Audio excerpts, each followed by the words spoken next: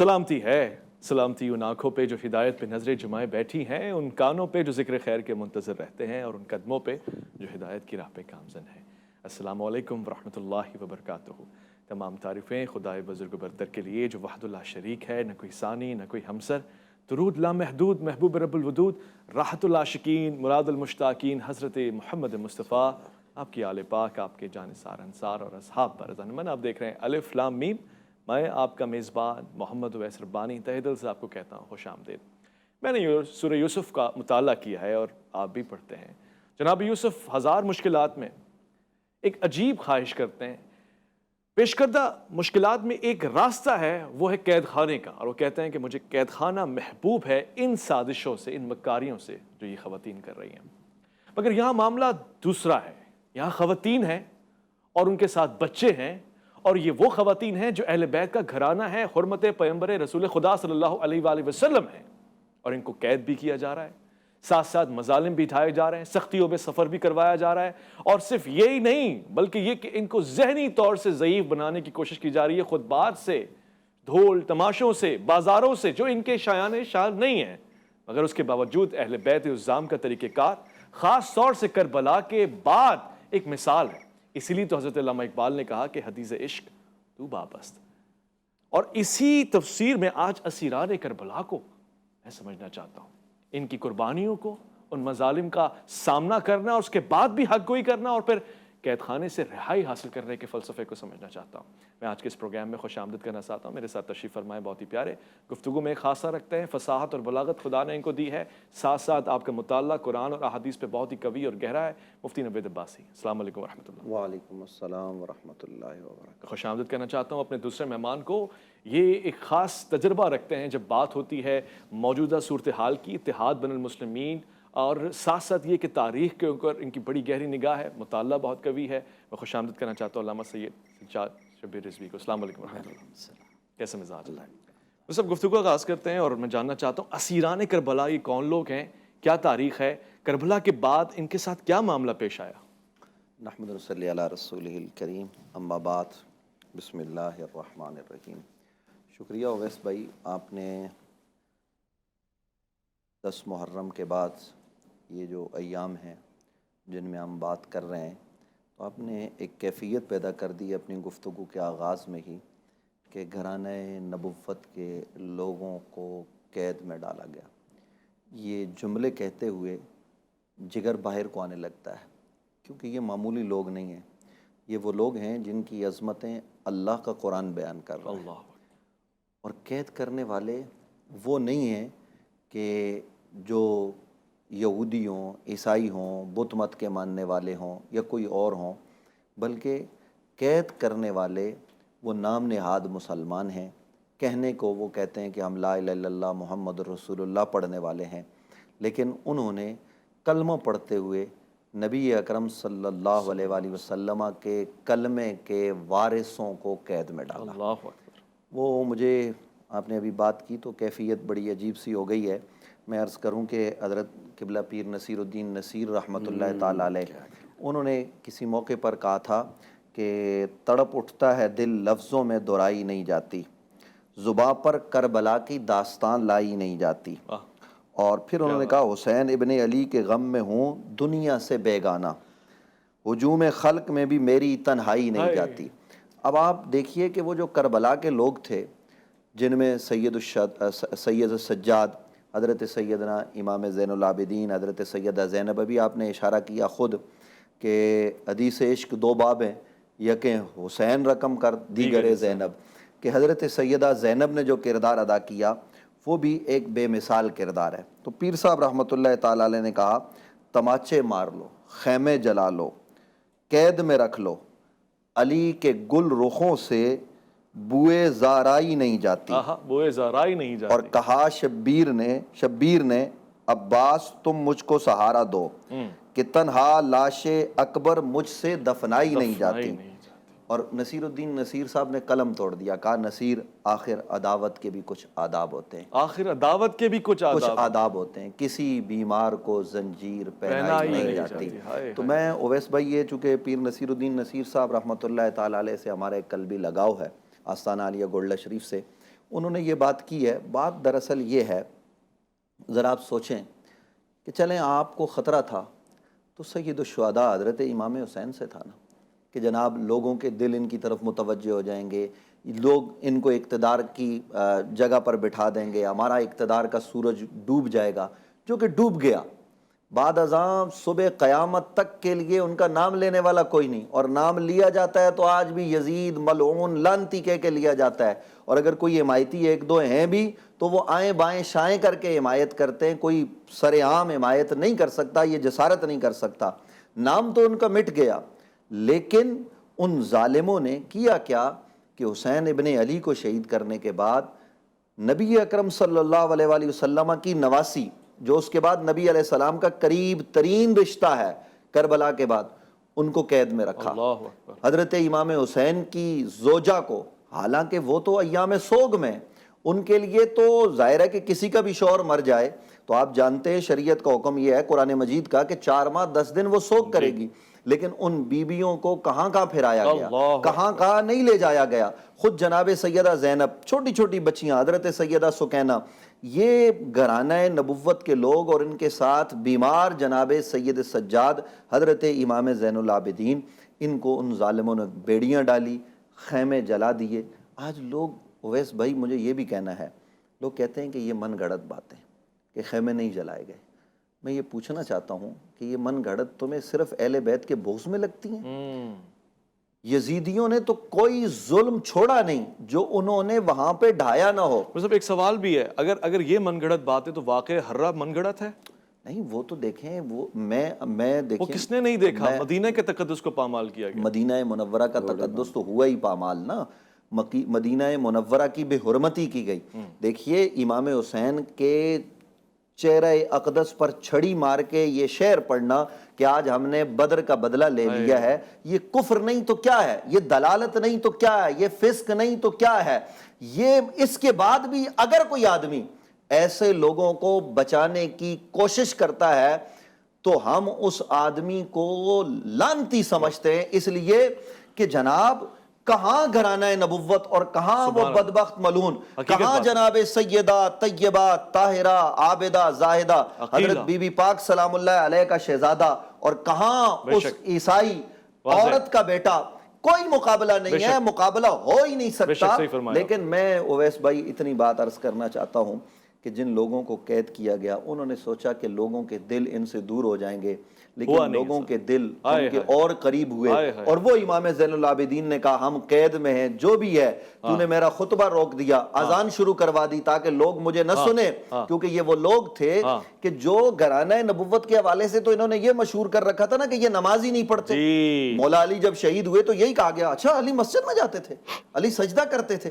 تو یعنی اس طرح کی باتیں یہ لوگوں میں مشہور تھی. تو اس وجہ سے جناب حضرت امام زین العابدین نے کہا کہ تو نے روک دیا میری بات، لیکن وہ جو اذان ہو رہی ہے بتا یہ محمد الرسول اللہ میرے نانا ہے یا تیرے کچھ لگتے ہیں. یہ حقائق ہیں جن لوگوں کو گرفتار کیا گیا، اولین نمازی ہیں، ان کے لیے اشکال پیدا کیا جا رہا ہے. قرآن مجید کے مصداق ہیں، قرآن مجید کی آیات ان کے حق میں ہیں. میں علامہ صاحب آپ سے گفتگو ایک سوال پوچھنا چاہتا ہوں. عام طور سے یہ رواج بھی ہے اور دیکھا بھی گیا ہے، کوئی بیمار اگر ہو جائے تو اس کو طبیب کے پاس لے جاتے ہیں، اسپتال میں رکھتے ہیں. ہمارے یہاں سیاسی لوگ بیماری کا بہانہ کر کے جیلوں سے چھوٹ جاتے ہیں، اور یہاں پر جو بیمار کربلا ہیں ان کو قید خانے میں پابند سلاسل کر کر بازار اور دربار اور پھر اس کے بعد قید خانے میں منتقل کیا جا رہا ہے. اعوذ باللہ من الشیطان اللعین الرجیم، بسم اللہ الرحمن الرحیم. اویس بھائی مفتی صاحب نے بہت خوبصورت گفتگو فرمائی. 11 محرم 61 ہجری کے 10 محرم تک، عصر عاشور تک کربلا کو زندہ کیا امام حسین نے، اور شام غریبہ سے لے کے 11 محرم تک، اور پھر کوفہ اور کوفہ سے شام تک اگر کربلا کو زندہ کیا ہے تو وہ شہزادی زینب سلام اللہ علیہ اور ان کے خطبات نے جو ہے وہ، کہ جب وہ خطبہ دیتی تھیں تو لوگ پوچھتے تھے کہ کیا علی آ گئے ہیں. علی کے لہجے میں آپ نے جو ہے وہ گفتگو کی ہے. اور جہاں تک بات یہ ہے کہ آپ نے بیماری کی بات کی، تو مولا سجاد علیہ السلام کو 11 محرم کو ہاتھوں میں ہتھکڑیاں، پاؤں میں بیڑیاں، اور یہ لٹا ہوا قافلہ 11 محرم کو جب روانہ ہوا ہے کربلا سے، تو اس کے ساتھ امام محمد باقر علیہ السلام بھی ہیں اور ایک طویل تاریخ ہے. اور راوی یہ کہتا ہے کہ میں نے دیکھا کہ سب بیویاں بے محمل اونٹوں پر سوار ہو رہی تھیں، سید سجاد پیادہ چل رہے تھے، اللہ مگر میں نے ایک بچی دیکھی، ابن نما کہتا ہے کہ جس کو شمر نے بے کجاوا اونٹ سے رسیوں سے باندھا. اللہ یہ بچی وہ تھی جس کو بابا کے سینے کے بغیر نیند نہیں آتی تھی، جناب سکینہ سلام اللہ علیہا. یقین نہیں آتا یہ اب ان یہ شہزادیوں کے لیے ایسا ہے؟ شہزادیوں کے لیے. اور یہ آج یعنی یہ 16 محرم کو، یعنی اگر آپ کربلا سے اور کوفے کے ڈسٹینس کو ابھی کمپائل کریں تو 77 کلومیٹر بنتا ہے. اس وقت یہ چیزیں نہیں تھیں، بالکل صحرا تھا. جی. تو 16 محرم کو تاریخ کہتی ہے کہ وارد کوفہ یہ قافلہ ہوا. اللہ اکبر. میں علامہ صاحب یہاں پہ ایک مختصر سے وقفہ لے رہا ہوں. 16 محرم ہی کے آگے سے ہم جائیں گے کہ کیا مظالم ڈھائے گئے ان اسیران کے اوپر، اور ان کی جانب سے ڈھائے گئے کہ جن کو پکارا گیا انتم الطلقاء، تم تو طلقاء ہو. لوٹ کر آئیں گے، ایک مختصر سے وقفہ ہے. الف لام میم میں آپ کا انتظار.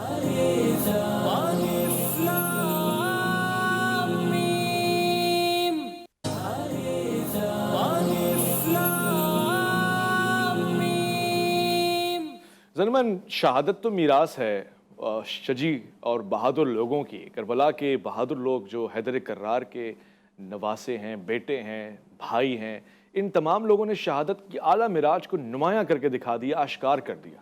مگر یہ توقع کسی کو بھی نہ تھی، اس سے قبل کسی نے دیکھا ہی نہیں تھا. توجہ اس طرف تھی نہیں کہ اہل بیت کے مردوں کے ساتھ ساتھ خواتین، مستورات، اور پھر وہ لوگ کہ جن کو خود امام حسین نے کہا بچے ہیں، چھوٹے ہیں یا بیمار ہیں، وہ اپنا کردار اس نمایاں انداز سے ادا کریں گے کہ آج ان کی محنت کے بدولت ہم اور آپ ذکر کر پا رہے ہیں. ہمارے پاس جو مباد، جو تاریخ، جو بہادری، جو شجاعت، جو پیغام، اور سب سے بڑھ کے یہ کہ جو حوصلہ حاصل ہے وہ انہی کی بدولت ہے. علامہ صاحب آپ گفتگو فرما رہے ہیں ایک بیمار اور پھر ایک قافلہ، خاص طور پہ سید الساجدین، گویا آپ کے بیٹے بھی زندہ ہیں، امام محمد باقر. چھوٹے یہ سفر کیسے طے ہو رہا ہے؟ مشکلات کیا کیا ہیں؟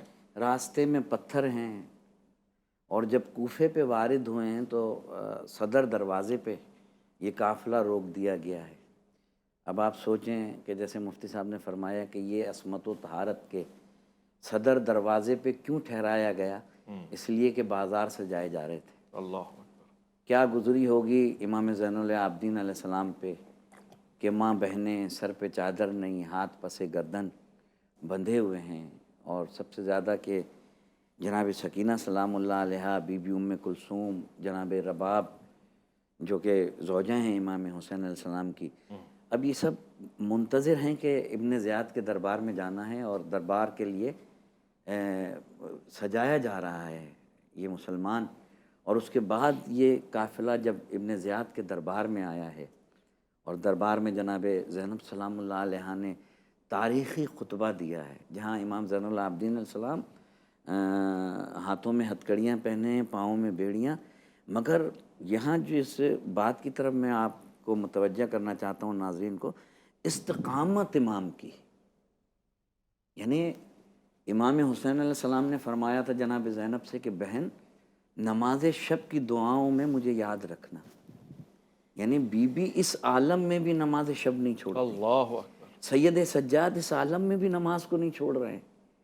وہ سجاد جس کی گردن جھکی ہوئی ہے، واقعہ کربلا کے بعد 33 سال آپ خون روتے رہے، اور جب پوچھا کہ مولا شہادت تو میراث ہے، تو کہا تم نے انصاف نہیں کیا.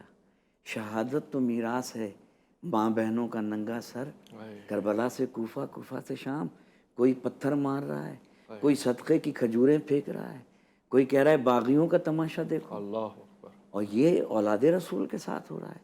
اور پھر ابن زیاد کے دربار میں کھڑے ہیں، یہ نبی زادیاں کھڑی ہیں، اللہ یہ اولاد رسول ہیں. اور اس طریقے سے یہ قافلہ 16 محرم کو وارد کوفہ ہوا، اور پھر بڑھتے بڑھتے حلب کی طرف گیا ہے، اور حلب سے ہوتا ہوا اور پھر مختلف مقامات سے ہوتا ہوا یہ قافلہ جو ہے وہ شام میں پہنچا ہے. اور پھر شام میں بھی وہی کیفیت رہی ہے کہ ہر موڑ پر، یہاں میں ناظرین کہ جہاں صحیفہ کاملہ کے وارث ہیں سید سجاد، دعاؤں، آداب دعا سکھائی ہے امام زین العابدین نے، آداب نماز سکھائی ہے، وہاں جناب زینب نے خطبہ دیا ہے، وہ عظیم الشان خطبہ جو کوفے کے دربار میں دیا ہے. کہ تمہیں نہیں معلوم کہ ہم کون ہیں، ابھی تو تمہاری حکومت ہے، مگر یاد رکھو کہ وہ دن آئے گا جب میرے نانا کا سامنا کرو گے، اللہ، بتاؤ کیا جواب دو گے؟ تم نہیں پہچانتے کہ ہم کون ہیں؟ تم نے میرے نانا کو، ان میں بہت سے ایسے لوگ تھے جنہوں نے براہ راست رسول اللہ صلی اللہ علیہ وسلم کو دیکھا تھا، بی بی کلام کر رہی ہیں، اور ابن زیاد کو ڈر ہے کہ کہیں بغاوت نہ ہو جائے، اس لیے کہ دنیا کہہ رہی ہے علی آ گئے ہیں، مولا کائنات کہیں گفتگو کر رہے ہیں۔ شہزادی نے فتح کر دیا ابن زیاد کا دربار، فتح کر کے دنیا کو یہ بتایا، یہ عورتوں کے لیے بھی، خواتین کے لیے بھی، وقت کم ہے ورنہ میں بات کو بالکل بیچ بیچ کی باتیں بتا رہا ہوں، کہ خواتین کے لیے سب سے بڑا کردار یہ ہے کہ ایک خاتون ہیں جن کا سب کچھ اجڑ گیا ہے، ایک سید سجاد ہیں صرف، امام محمد باقر 4 یا 5 سال کے ہیں، جناب سکینہ 4 سال کی ہیں، بی بی رباب ہیں، جناب ام کلثوم، اس کے باوجود وہ دیکھیں کہ جناب زینب نے کس انداز سے خطبہ دیا ہے، یعنی شجاعت بھی ہے اور پھر ایسے جبر کا علی سامنا والی کرنا اس بہادری، انداز سے۔ مولا کائنات والی بہادری، یعنی سبحان اللہ۔ کہ کسی منزل پہ، جیسے کہ ابھی مفتی صاحب نے کہا نا کہ فرمایا کہ بتا، یعنی وہ جب بوکھلا گیا یزید، اسے کچھ سمجھ میں نہیں آیا، اس نے کہا اذان دے دو، وقت نہیں تھا اذان کا، راوی کہتا ہے اذان دے دیا، جیسے ہی میرے آقا کریم خاتم المرسلین صلی اللہ علیہ وسلم کا نام آیا، شہزادی نے کہا رک جاؤ، پورے سناٹا ہو گیا، یزید بتاؤ یہ تمہارے نانا تھے یا میرے؟ اسی وقت جو مفتی صاحب نے فرمایا نا، اسی وقت کربلا فتح کر لی جناب زینب نے، اللہ، ڈھیر بنا دیا یزید کے منبر کو، اس کے تخت کو۔ آج دنیا، آپ تم گئے ہیں، آپ نے دیکھا ہے، آج دنیا اس کے محل کو دیکھتی ہے، شام میں جا کے ٹکٹ لے کے دیکھتے ہیں، تماشا دیکھتے ہیں، مگر ان کی زیارت گاہیں دنیا کے لیے آج شفا دے رہی ہیں۔ اللہ اکبر۔ مصعب، یہ ہم اس سے پہلے اگر اسلام کی تاریخ میں چلے جائیں، ایک تو کربلا کا واقعہ ہے، اس کے بعد جو آج ہمارا موضوع ہے اسیران کربلا، سنت پیغمبر صلی اللہ علیہ وسلم کس طرح سے پیش آتی ہے خاص طور سے قیدیوں کے ساتھ؟ وہ جو مخالف سم سے آئے ہیں، گویا مسلمان بھی نہیں ہیں، ان کے ساتھ کیسے پیش آتی ہے؟ پھر مسلمانوں کے ساتھ کیا رویہ ہے؟ ایسی کبھی روش دیکھی گئی تھی تاریخ میں؟ یہ انداز کس کا انداز ہے؟ دیکھیے، نبی علیہ السلام کا طریقہ تو یہ ہے کہ اولاً جو بدر کی جنگ ہوئی، کوئی قید خانہ نہیں تھا، کوئی کچھ نہیں تھا، مسجد نبوی میں لا کے قیدیوں کو ستونوں کے ساتھ باندھ دیا گیا، اور آپ دیکھیے کہ نبی علیہ السلام حریص ہیں، مومنوں پر ہیں، لیکن وہ تو یہ بھی چاہتے ہیں کہ کافر بھی اسلام قبول کریں، تو وہ نبی علیہ السلام ان کو چھوٹ دے رہے ہیں کہ چلیں جناب یہ دے دو، یہ دے دو، حالانکہ فیصلہ تو یہ ہوا تھا، حضرت فاروق اعظم نے کہا قتل کرو، لیکن حضرت ابو بکر نے جو مشورہ دیا، پھر جو معاملات ہوئے، اس کے تناظر میں یہ ہوا کہ جناب ان کو چھوڑا جائے، جزیہ لے کے، تھوڑا بہت جرمانہ لے کے وہ چھوڑتے گئے۔ جو کچھ نہیں دے سکتے تھے تو نبی علیہ السلام نے کہا چلو یہ انصار کے بچوں کو لکھنا پڑھنا سکھا دو۔ تو یہ ہے قیدیوں کے ساتھ سلوک، ان کو برابر کھانا بھی ملتا رہا، اور ان کا پورا عزت اور تکریم جو ان کی تھی اس کا خیال رکھا گیا۔ آپ ذرا اندازہ لگائیں کہ آقا کریم صلی اللہ علیہ وسلم کے پاس جب کوئی کافر بھی آتا تھا تو نبی علیہ السلام اس کی جو خاندانی وجات ہوتی تھی نا، اس کا لحاظ اور خیال کرتے۔ کوئی کافر آتا تو نبی علیہ السلام اس کے لیے چادر بچھا دیتے، کوئی بھی ہوتا۔ اب یہ سوال ہے کہ نبی علیہ السلام اس کی خاندانی وجات کا خیال کرتے، اور یہاں نبی علیہ السلام کے خاندان کی وجات کا اکرام کیا گیا؟ کوئی نہیں کیا گیا۔ یہ ظلم ستم کے پہاڑ توڑے گئے، اور یہ ایسے پہاڑ ہیں کہ تاریخ جو ہے نا وہ اس طرح کی کوئی اور مثال تاریخ میں نہیں ہے۔ میں عرض کروں کہ لیکن اس میں بھی آپ کو ایسے ایسے عجائبات قدرت نظر آئیں گے کہ آدمی ورطہ حیرت میں گم ہو جاتا ہے جب انہی کربلا کے لٹے پٹے قافلے کو دمشق کی گلیوں میں گھمایا جا رہا ہے، سر نیزوں پر ہیں اور بیویاں ہیں، اور اس کے ساتھ ساتھ حضرت امام زین العابدین ہیں۔ یہ سارے لوگوں کو دکھایا جا رہا ہے کہ باغیوں کا ہم یہ حال کرتے ہیں۔ اور دیکھیے اس حال میں کہ نبی علیہ السلام کے نواسے کا سر ہے، ایک جلوس ہے، جا رہا ہے، ایک عجیب منظر ہے، لیکن وہاں قرآن مجید کی تلاوت بھی ہو رہی ہے۔ کوئی تلاوت کرنے والا کہتا ہم حسبت ان اصحاب الکہف والرقیم کانوا من آیاتنا عجبا، تو پھر کٹے ہوئے سر حسین سے آواز آتی ہے کہ خاموش ہو جا قاری قرآن، سن ان اعجب من اصحاب الکہف قتلی و حملی۔ تو اصحاب کہف کی بات کرتا ہے، ہمارا اس طرح سے قتل کیا جانا، ہماری عورتوں کا بے گورو جو ہے نا وہ سروں سے چادریں اتارا جانا اور اس طریقے سے ہماری لاشوں کو بے گور و کفن چھوڑ کے آ جانا، یہ اصحاب کہف کے واقعے سے زیادہ عجیب تر ہے۔ تو یہ انداز ہے۔ اور پھر آپ دیکھیے کہ جب یزید کو انہی بنیادوں پر لعنت و ملامت کی گئی، جب اسے یہ خبر پہنچی کہ لوگ میری بیعت توڑ رہے ہیں، بغاوت ہو رہی ہے، اب مجھے کوئی قبول نہیں کر رہا، تو پھر اس نے جو لوگ بچانے کے لیے یہ جو اس کو قصے گھڑتے ہیں نا، یزید کی ذریت آج بھی اس کی مانوی اولاد کہ جناب یزید تو بس بے قصور تھا، اس کو تو پتہ نہیں تھا، اس ظالم، اس جابر، اس بدبخت، اس کافر کو یہ پتہ نہیں تھا جب وہ کٹے ہوئے سر حسین پر چھڑی مار رہا تھا، اس وقت وہاں موجود لوگ کہہ رہے تھے رک جا یزید، ہم نے خود دیکھا ہے جن ہونٹوں پر تو نے چھڑی ماری ہے رسول اللہ ان ہونٹوں کو بوسہ دیتے تھے، جس گردن کو ظالموں تم نے کاٹا ہے اللہ کے نبی اس گردن کو چوما کرتے تھے۔ اویس بھائی گردن تو گردن، ہمارے پاس یہ روایت موجود ہے کہ نبی اکرم صلی اللہ علیہ وسلم اپنے نواسے حسین کو کندھوں پر اٹھاتے، ظاہر ہے کہ جب باپ بیٹے کو یا نانا نواسے کو کندھوں پر اٹھاتا ہے ایک پاؤں ادھر ہوتا ہے ایک پاؤں ادھر ہوتا ہے، اور حسین کون ہے؟ حسین نبی علیہ السلام کی زلفوں کو پکڑتے ہیں اور پکڑ کے کہتے ہیں ادھر چلو، تو نبی علیہ السلام ادھر نہیں جاتے، حسین کے کہنے پہ ادھر جاتے ہیں، کبھی یوں جاتے ہیں۔ اور یہ بھی دیکھا گیا ہے کہ نبی اکرم صلی اللہ علیہ وسلم جو حسین کے ماتھے کے بوسے لیتے ہیں، ہونٹوں کے بوسے لیتے ہیں، وہ محبت میں حسین کے یہاں لگے ہوئے قدموں کا بھی بوسہ لیتے ہیں۔ حسین سے یہ پیار، یہ انداز، یہ محبت جس حسین کو نبی نے اپنے سینے پر کھلا کے جوان کیا تھا، بڑا کیا تھا، تربیت کی تھی، اس حسین ابن علی پر جب تلوار چلی تو مر کیوں نہیں گئی امت، تباہ کیوں نہیں ہو گئی؟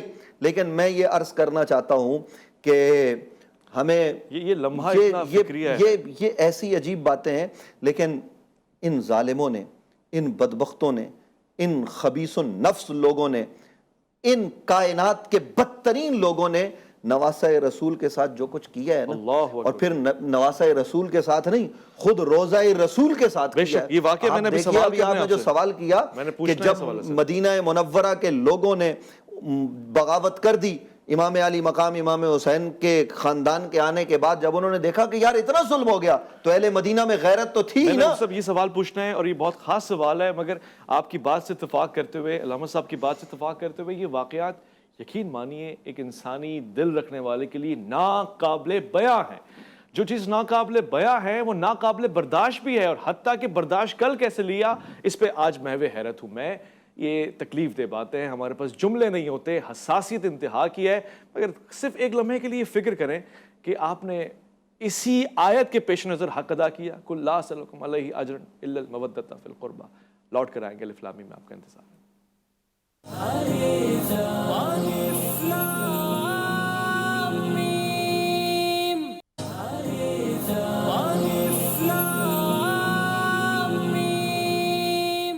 زنمن آپ کی توجہات کا شکریہ۔ میں نے یہ دیکھا ہے کہ بہت سے لوگ اسیر بنائے جاتے ہیں اور پھر ان کے ساتھ بدترین سلوک ہوتا ہے۔ بہت سے لوگ اسیری کے خوف سے اپنے بیانات بدل لیتے ہیں، جن چیزوں سے ان کے تعلقات ہوتے ہیں لا تعلقی کر لیتے ہیں، جو ان کے موقف ہوتے ہیں اس سے ہٹ جاتے ہیں۔ عجیب اسیر ہیں اسیران کربلا، نہ موقف سے ہٹے، نہ مقصد سے ہٹے، اور نہ ہی اپنی راہ سے کسی کو ہٹنے دیا، اپنی عقیدت سے۔ اور یہ باتیں تو اتنی دور کی ہیں کہ مقصد تو ہے ہی بالا، مگر وہ جو فرضیت نماز کی ہے اور وہ جو نفلی عبادتیں ہیں انہیں بھی ایک پل کے لیے ہلکا نہیں ہونے دیا آپ نے۔ اللہ اکبر، اللہ اکبر۔ شرم و حیا اور پھر اس کے بعد صبر و برداشت۔ ایک معاملہ مجھے سمجھ میں نہیں آتا، میں مفتی صاحب سے پوچھوں گا، شاید مفتی صاحب ادراک نہ رکھ رہے ہوں کہ میں یہ سوال کرنے لگا ہوں، مگر واقع حرہ کیا ہے میں یہ جاننا چاہتا ہوں۔ اور اس واقعے میں حیران ہو گیا مفتی صاحب ایک روایت پڑھ کے کہ جناب سید الساجدین امام زین العابدین جو حضرت حسین، آپ پہ ہمارا سلام ہو، آپ کے فرزند ہیں، مروان جیسے شخص کے گھر والوں کو آپ نے اپنے گھر میں پناہ دے دی جب ان کو پناہ کی ضرورت پڑی، یہ کیا معاملہ ہے؟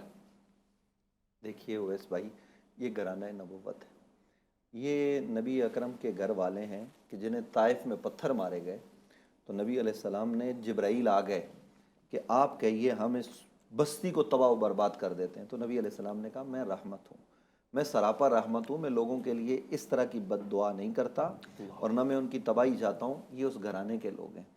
آپ اندازہ لگائیں کہ یہ جو روایات ہمارے پاس تاریخ کے ذریعے آئی ہیں، جو واقعہ ہے کہ مدینہ منورہ کی بے حرمتی ہوئی، لیکن اس دوران جب بغاوت ہوئی نا تو وہ لوگ جنہوں نے حضرت امام حسن کو شہید کروایا، یعنی مروان کون ہے؟ مروان وہ بدبخت، وہ ملعون، وہ لعنتی، لوگ اس کو صحابی کہتے ہیں یا اس کی عظمتیں بیان کرتے ہیں؟ ایسے لوگ بھی بدبخت، مروان کے چاہنے والے بدبخت، جس دل میں مروان کی محبت ہو اس دل پر ہزار لعنت ہو۔ ہم یہ کہتے ہیں امام حسن کا وہ قاتل اور جناب حضرت امام حسین کو وہ تکلیفیں پہنچانے والے، لیکن جب ان پر یا کسی اور پر بھی جب کوئی مشکل اور کڑا وقت آیا اور لوگوں نے کہا ہم ان کو ماریں گے، تو دیکھیے وہ لوگ جن کے سامنے کربلا ہوئی تھی، جس نے کٹتے ہوئے حسین کے سر کو دیکھا تھا، 6 ماہ کے بچے کی لاش کو دیکھا تھا، جو خود قید میں رہا، آج ہمیں موقع ملے تو ہم بدلہ لینے کو تیار ہو جاتے ہیں، لیکن زین العابدین نے معاف کر دیا۔ وہ کوئی جو آیا تھا اس نے یہ کہا تھا پانی مانگ کے کہ کھانا کھلایا، پانی پلایا، کہا آپ نے مجھے پہچانا نہیں، تو آپ نے فرمایا ہمارے زخموں پر نمک مت رکھو، اے لوگو ہم تمہیں جانتے ہیں، تم وہ ہو کہ تم نے ہمارے گھرانے کو شہید کروانے میں کردار ادا کیا، وہ تمہارا ظرف تھا، آج تم نبی علیہ السلام کے گھر والوں کے پاس آئے ہو، یہ ہمارا طریقہ ہے کہ ہم بھر بھر کے کھلائیں گے، بھر بھر کے دیں گے، ہم خالی نہیں لٹائیں گے۔ لیکن میں یہ پوچھنا چاہتا ہوں آج امت محمدیہ سے یہ سوال ہے کہ آخر یزید، جو لوگ یزید کے حامی ہیں، وہ تمہارا لگتا کیا ہے؟ چلو شیعہ کو تو جو مرضی کہہ لو، ہمارا لاکھ اختلاف ہو سکتا ہے، یہ مولانا بیٹھے ہوئے ہیں اہل تشیع کی نمائندگی کر رہے ہیں، مجھے ان سے ہزار اختلاف ہوگا، لیکن ایک چیز کا کریڈٹ ان کو جاتا ہے، اور میں بڑا کھلا آدمی ہوں، کھلی بات کرتا ہوں، کریڈٹ یہ ہے کہ انہوں نے کربلا کو زندہ رکھا ہے۔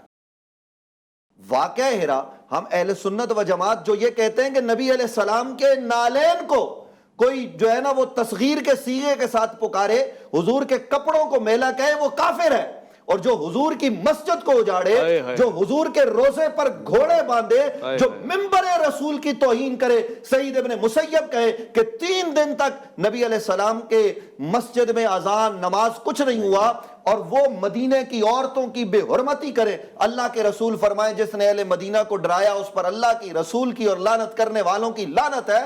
میں یہ سوال کرتا ہوں کہ ہم نے اس واقعے کو کیوں فراموش کر دیا؟ کیوں یزید کوئی ہمارا تایا چاچا ماما لگتا ہے، یا اس کی فوج جن ظالموں نے کعبۃ اللہ کے اندر جو ہے نا وہ سنگ باری کی؟ کل کوئی بدبخت یہ کہہ رہا تھا کہ جناب وہ تو عبداللہ بن زبیر نے کروایا۔ بھائی عبداللہ بن زبیر تو دفاع کر رہا تھا، عبداللہ بن زبیر نے تو نہیں کہا کہ آ کے حملہ کرو، کعبہ کے تقدس کو پامال یزید کروائے، اس کو آگ یزید لگوائے، مدینہ منورہ کی بے حرمتی۔ آپ سوچیں، غور کریں، اویس ربانی صاحب، ہمارے ناظرین سوچیں، ہم میں لمحہ فکریہ ہمارے لیے روزہ رسول کی توہین۔ آج کوئی کہے کہ گنبد خضرا کو گرا دو، ہم آپے سے باہر ہو جاتے ہیں، شہروں میں احتجاج شروع ہو جاتا ہے، ہم کہتے ہیں ہم کٹ مریں گے، حضور کے روزے کی طرف انگلی نہیں اٹھنے دیں گے۔ یہ الگ بات ہے کہ روزہ سیدہ زہرا کو گرا دیا گیا، یہ الگ بات ہے کہ حضرت عثمان کے روزے کو گرا دیا گیا، حضرت امیر حمزہ کے مزار کو شہید کر دیا گیا، ہم نے وہ برداشت کر لیا، لیکن روزہ رسول یہ ہماری آخری لائن ہے۔ یزید بدبخت ملعون نے وہاں گھوڑے بندوائے۔ اللہ اکبر، اللہ اکبر۔ اس پر کوئی کیوں نہیں بولتا؟ کیوں اس واقعے کو نہیں بیان کیا جاتا؟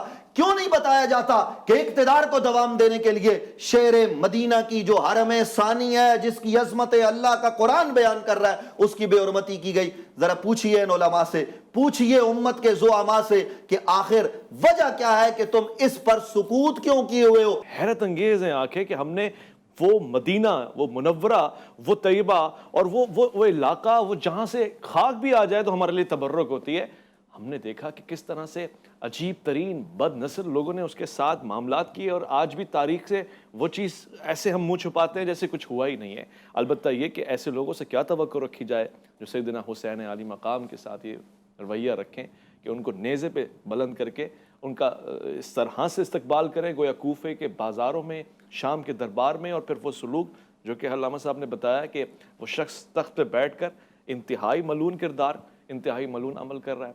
علامہ صاحب آخری لمحات ہیں اور قیدیوں کی رہائی اب ہو چکی، مدینہ منورہ واپسی ہو چکی، اس کے بعد کے معاملات کیا ہیں؟ کیسے زندگی گزاری ہے؟ دیکھیں یہ 2 سال تو قید خانے میں رہے، اور اس کے بعد جب 28 رجب کو چلے تھے تو 48 محمل تھے، جب رہائی ملی تو صرف 3 محمل رہ گئے، کیونکہ یہ راستے میں جب آپ جائیں گے کوفے سے اور شام میں تو آپ کو راستے میں چھوٹی چھوٹی قبریں نظر آئیں گی، اس لیے کہ شہزادیوں کے ہاتھ بندھے ہوئے تھے، کوئی بچہ گرتا تھا اور اونٹوں کی ٹاپوں سے پامال ہوتا تھا، وہ ان کی قبریں جو ہے آپ کو ملیں گی۔ اور جب رہائی ملی ہے اور ملی جیسا کہ اس کے بعد جناب زینب سلام اللہ علیہ نے کہا کہ ہمیں ایک مکان خالی کروا کے دو تاکہ ہم اپنے اس کا غم منائیں گے. اور اس کے بعد جب یہ قافلہ واپس آیا ہے پلٹ کے، اور پھر جناب زینب سلام اللہ علیہ کربلا آئی ہیں، اور ادھر سے نانا کے صحابی جابر بن عبداللہ انصاری جب تشریف لائے ہیں، آنکھوں سے نابینا تھے، اور وہ یہ کہتے جاتے تھے کہ جب غلام سے کہ جب کربلا آئے تو مجھے بتا دینا. ایک منزل آئی کہ ان کو بتایا گیا کہ کربلا جو ہے وہ آئیے، خود کو انہوں نے اپنے کو سواری سے گرا لیا. غلام نے کہا کہ یہاں تو بہت ساری قبریں ہیں، بیچ قبروں میں کھڑے ہو کر آپ نے جب کہا السلام علیکم ابن رسول اللہ، تو امام حسین کی قبر سے آواز آئی کہ نانا کے صحابی یہ قافلہ آ رہا ہے، واپس رہا ہو کے آ رہا ہے. اسی قید خانے میں جناب سکینہ سلام اللہ علیہ جو ہے وہ ان کی ہوتا ہے شہادت ہوتی ہے، اور وہیں پہ تدفین کرتے ہیں قید خانے میں. قید خانے میں ہی تدفین ہوتی ہے. اب یہاں میں سوال کروں گا کہ دفنانے والے سید سجاد ہیں، جن کے ہاتھوں میں ہتھکڑیاں ہیں، پاؤں میں بیڑیاں ہیں، کس طریقے سے سید سجاد نے اپنی بہن کو دفنایا ہوگا، کس طریقے سے قید خانے میں کفن لائے ہوں گے. اللہ، یہ امت سے سوال ہے کہ کس طریقے سے، اور پھر یہ رہائی ملی ہے. اور جب مدینے وقت نہیں رہا، جب مدینے باتیں تو بہت ساری ہیں کہ جب مدینے میں پہنچے ہیں اور بشیر کو بلایا گیا اور بشیر سے کہا ہے کہ بشیر تم اعلان کرو گلے میں شال ازا ڈال کے، اور بشیر یہ کہتا ہوا چلا ہے کہ قتل الحسین بے کربلا، اللہ، ذبح الحسین بے کربلا، حسین مارا گیا. تو بشیر کہتا ہے میں نے دیکھا ایک ضعیف کالے اس برقعے میں ملبوس بچے کی انگلی پکڑ کے کہتی ہیں بشیر کیا کہتے ہو، حسین مارے گئے؟ کہاں، کیا میرے بیٹے عباس نے وفا نہیں کی؟ اللہ اکبر. جناب ام البنین سلام اللہ علیہ، آپ پہ ہمارا سلام ہو. یہ کردار کتنے نمایاں ہیں، کتنے مضبوط ہیں. آج بھی ہماری زندگی میں اگر یہ کردار ان کی جھلک بھی اتر آئے، میں کہتا ہوں خاندان بچ جائے اور حقیقی طور سے وہ جو ہمارا ایمان ہے اس کا تحفظ ممکن ہو جائے. بہت بہت شکریہ علامہ سجاد شبیر رضوی صاحب آپ کا، بہت بہت شکریہ مفتی نوید عباسی صاحب آپ کا. آج کا پروگرام اشکوں کے ساتھ اور پھر ان جملوں کے ساتھ اختتام پذیر ہوا چاہتا ہے کہ ایک تو شہادت کربلا ہے، یہ فلسفہ شہادت کی معراج ہے، مگر اسیران کربلا کی قربانیاں اور پابند سلاسل لوگوں کی نماز سے لے کر فصاحت اور بلاغت اور صبر اور استقامت زندہ مثال ہے. آج بھی وہ لوگ جو قید خانے سے ڈرتے ہیں اور پابند سلاسل ہونے سے ڈرتے ہیں، ان کے لیے ایک مثال ہے کہ ایسا ہونا چاہیے عقیدہ، مضبوطی اور اعتماد اور یقین، اور پھر اس کے لیے تربیت بھی ہونی چاہیے. اپنا خیال رکھیں گے آپ، اس سے بڑھ کے خیال رکھیں گے ملک پاکستان کا، اللہ کے فرمان کا. ویس ربانی کو دیجیے گا اجازت.